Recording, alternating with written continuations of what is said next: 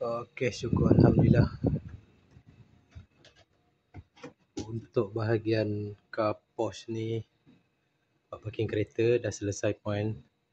Ada 5 circuit untuk point lampu. Alhamdulillah. Okay, ni lampu tengah-tengah. Kat sana tu lampu hujung. Wire saya dah siap tarik, dah siap turunkan. Kemudian ni wire lampu sebelah kanan saya. Kat sini ada 3 biji lampu. Kemudian straight terus keluar kat lampu hujung ni. Ada 2 unit. Belah kanan ni ada 1 dan belah kiri ni ada 1. Saya dah rendahkan. Asalnya lampu ni duduk kat atas ni. So tinggi macam mana besok kalau nak buat kerja-kerja maintenance tu mentol sangat tinggi. So saya dah turunkan dekat bahagian kayu belah sini. InsyaAllah lebih mudah nak tukar mentol dan nak buat kerja-kerja maintenance.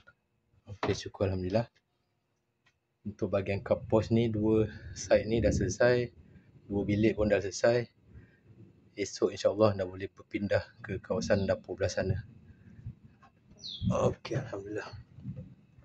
Sebelum ni point switch, point lampu kat sini, dia looping satu switch ada 3 biji menyala, ada 2 biji menyala. Sekarang ni saya dah asingkan 5 lampu, semua seorang satu switch. Ni 5 biji lampu, 1 MCB. So skirt kat luar ni 1 MCB yang control dia. Sebelum ni litar asal dia saya dah buang. Semua point lampu tu tak ada earding. So macam mana nak trip kalau berlaku leakage dengan earding. Sekarang saya dah tarik untuk wire earding. Ini InsyaAllah wiring dah lebih sempurna. Okay, alright. Saya nak kemas, nak buat kerja-kerja finishing. Okay. Hari ni hari keempat, 22 hari bulan 4. Jam hampir pukul 5. Okay, jumpa di next video. Assalamualaikum. Bye-bye.